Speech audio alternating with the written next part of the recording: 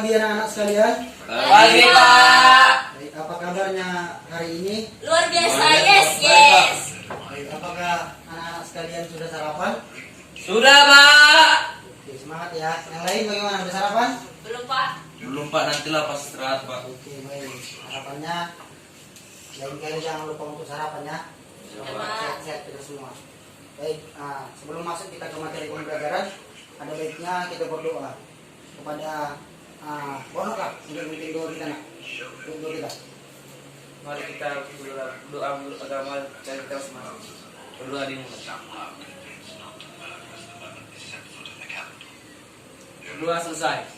Baik, terima kasih kepada Bornok sudah memimpin doa kita pada pagi hari ini. Sebelumnya, ketua kelas, apakah ada kawan-kawan yang tidak hadir?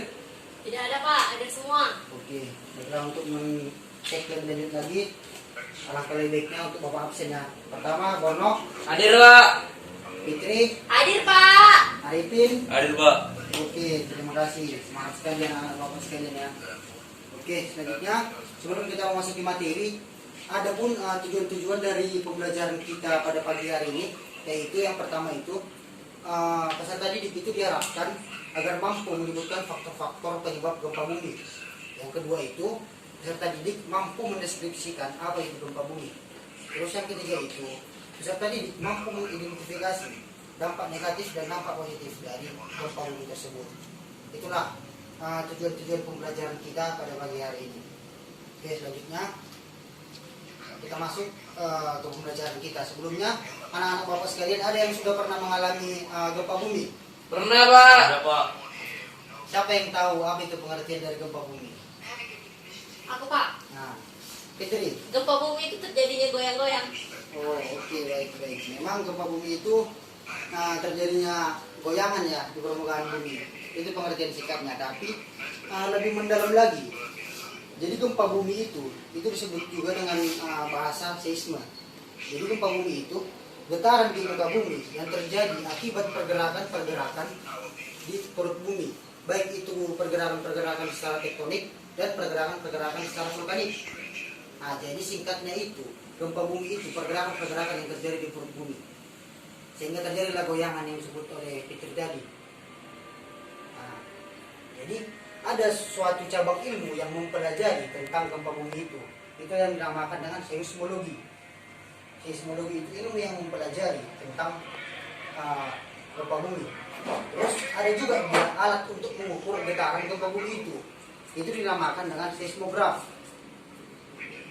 Paham sampai sini? Paham, Pak. Baik, saya ulangi lagi ya. Jadi gempa bumi itu pergerakan-pergerakan yang terjadi di perut bumi.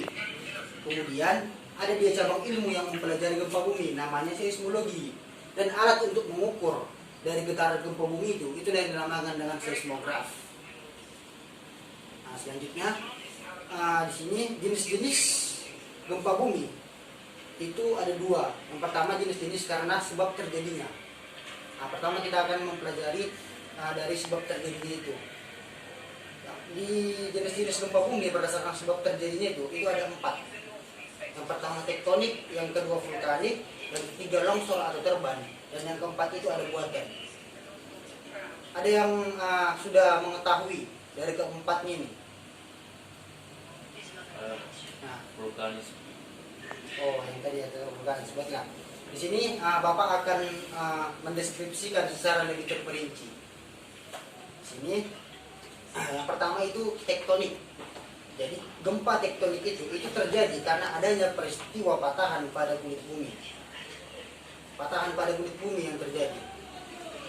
Kemudian ini getaran gempa tektonik ini getarannya sangat besar dan mampu menyebabkan kerusakan yang sangat besar di muka bumi.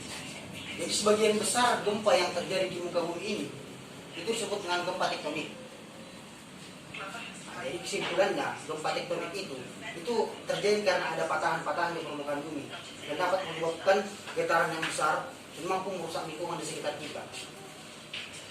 Nah, yang kedua itu dinamakan dengan gempa vulkanik. Jadi gempa vulkanik itu terjadi karena adanya peristiwa pergerakan magma di perut bumi. Jadi biasanya gempa vulkanik ini terjadi di daerah-daerah yang memang terdapat gunung api karena di sana ada pergeseran lempeng magma.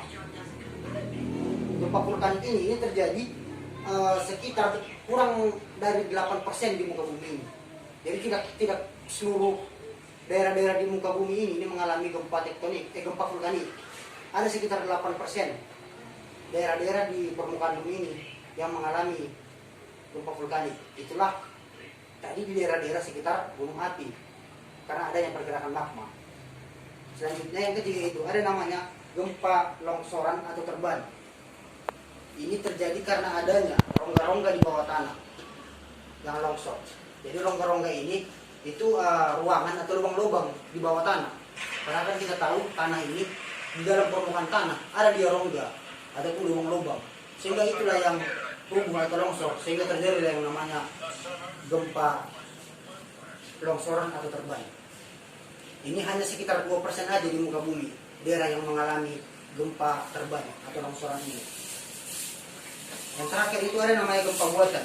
Jadi gempa buatan ini terjadi akibat ulah manusia. Ini contohnya ini peledakan bom. Sehingga daerah sekitar situ terjadi getaran. Ataupun mungkin ada dia peledakan untuk daerah-daerah tambang. Itu kan harus diledakkan dulu supaya dapat daerah-daerah tambang itu. Sehingga terjadilah getaran di sekitar daerah tersebut. Paham anak-anak sekalian? Pak. Oke, selanjutnya di jenis kedua yaitu gempa yang terjadi berdasarkan kedalaman atau letak hiposentrumnya. Ada yang mengerti apa itu hipocentrum? Tidak ada. Titik pusat, Pak. Bisa juga disebut seperti itu. Jadi penjelasan dari hipocentrum tersendiri yaitu pusat gempa di dalam bumi. Pusat gempa pas yang disebut Arifin tadi, titik pusat. Itu yang dinamakan dengan hiposentrumnya. Jadi berdasarkan ke dalamnya ini itu ada 3 jenis. Yang pertama itu gempa dangkal, yang kedua gempa menengah, dan yang ketiga gempa dalam. Jadi gempa dangkal ini itu letak pusatnya itu kurang dari 100 km di bawah permukaan bumi. Kurang dari 100 km. Itu untuk gempa dangkal. Dan terus selanjutnya yang kedua itu gempa menengah. Ini titik pusatnya atau titik hiposentrumnya itu antara 100 sampai 300 km di bawah permukaan bumi. Antara 100 sampai 300 km di bawah permukaan bumi. Itu gempa menengah. Yang terakhir gempa dalam. Jadi gempa dalam ini titik hiposentrumnya atau titik pusatnya itu lebih dari 300 km di bawah permukaan bumi. Itulah untuk gempa dalam. Nah, selanjutnya itu dampak-dampak gempa bumi. Ada yang tahu dampak-dampak gempa bumi itu apa? Saya, Pak. Oke, Arifin, silakan. Bisa menimbulkan tsunami, Pak. Bagus. Yang lain? Saya, Pak. Ya, silakan. Bisa terjadi tanah longsor, bangunan roboh, korban jiwa. Tuh, bagus. Jadi di sini Bapak akan menjelaskan lebih luas lagi tentang dampak-dampak dari gempa bumi ini. Dampak-dampak gempa bumi ini itu ada 3 jenis, primer, sekunder, dan tersier. Nah, untuk di primernya itu dampaknya itu getaran yang kuat, terus terjadinya patahan di permukaan bumi. Nah, jadi di dalam dampak primer ini itu cakupannya ke dalam lapisan permukaan bumi. Apa yang terjadi di sana? Itulah terjadinya getaran yang kuat dan terjadinya patahan-patahan di permukaan bumi. Terus di bagian sekunder itu tadi yang disampaikan oleh Borno, itu terjadinya longsor, bangunan roboh, tsunami, dan kebakaran. Ini lebih ke di lingkungan sekitar kita. Itulah dampak sekundernya. Selanjutnya itu dampak tertiernya itu ada dia gangguan kejiwaan ataupun trauma. Karena kita tahu kan tadi kalau terjadi gempa ini itu menimbulkan kerusakan-kerusakan dan kekhawatiran kepada manusia, sehingga terjadilah trauma. Terus selanjutnya itu timbulnya wabah penyakit. Selanjutnya menurunnya ekonomi sosial serta kerusakan lingkungan. Pastinya kalau ekonomi kalau sudah terjadi kerusakan sosial itu pasti dampak terhadap ekonomi masyarakat itu pasti menurun. Selanjutnya dampak positif dari gempa bumi. Ada yang tahu dampak positif dari gempa bumi? Karena kan yang kita tahu pastinya gempa bumi ini kan merusak. Masa ada dampak positifnya?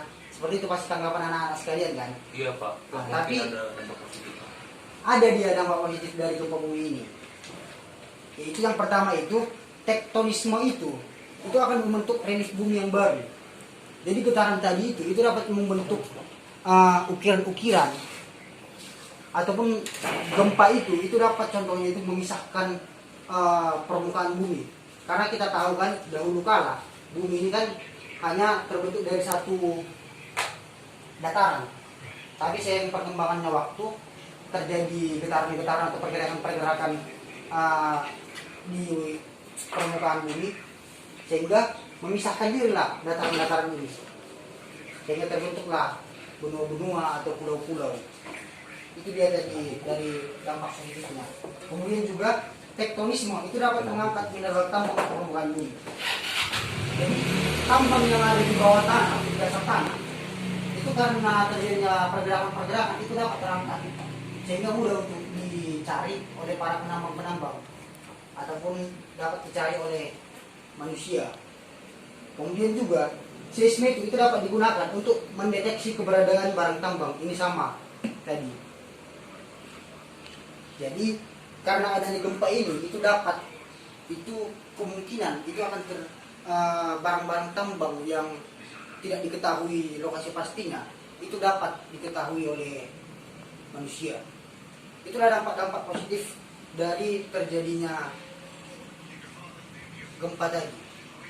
Paham sampai sini anak-anak sekalian? Paham. Atau masih ada yang belum paham? Paham, Pak. Sudah paham?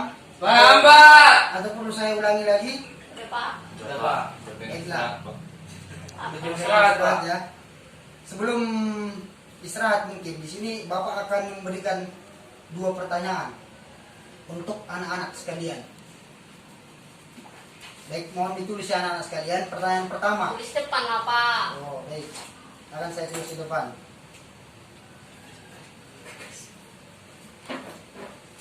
Pertanyaan pertamanya itu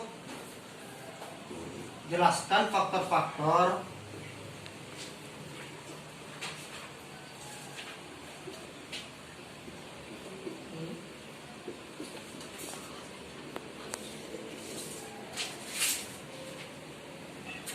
yang mengakibatkan gempa bumi.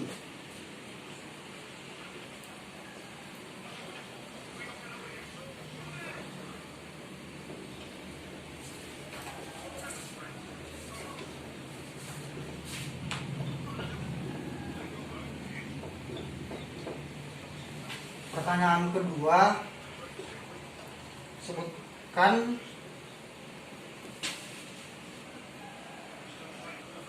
dampak adanya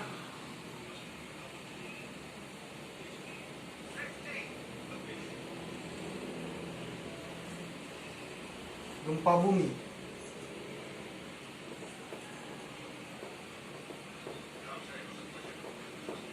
Oke. Saya berikan anak-anak sekalian waktu 10 menit untuk mengerjakan pertanyaan yang di depan.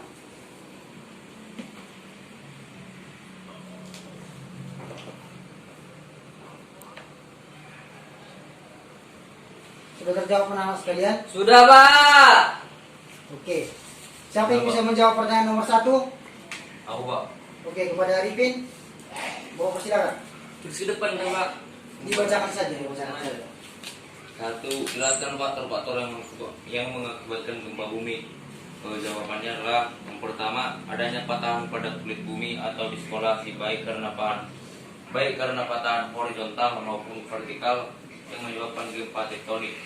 Yang kedua itu adanya pergerakan magma di perut bumi atau karena pembentukan gunung api yang menyebabkan gempa vulkanik. Yang terakhir adanya rongga-rongga bawah tanah yang longsor yang mengakibatkan gempa longsoran Pak. Baik, bagus jawaban dari pertanyaan Arifin. Paham, Pak. Diberikan aplaus untuk pertanyaan Arifin. Ada yang kurang paham dari penjelasan Arifin? Apa? Paham Pak. Oke, kalau paham, untuk nomor 2 siapa yang bisa menjawab? Saya Pak. Oke, kepada Borno dipersilakan. Sebutkan dampak adanya gempa bumi. Ada 3 dampak, yaitu dampak primer, yaitu adanya relief baru dan patahan di muka bumi. Baru dampak sekunder itu tekanan longsor. gempa, tsunami, bangunan roboh, dan dampak tersier itu gangguan kejiwaan atau trauma, timbulnya penyakit, kerawanan ekonomi, sosial, dan kerusakan lingkungan. Baik, bagus. Berikan aplaus kepada Borno. Sudah jelas yang disampaikan oleh Borno tadi? Jelas, Jelas, Pak. Pak. Jelas. Masih ada yang kurang paham? Paham, Pak. Apa? Baik, terima kasih karena aktifnya siswa-siswa Bapak.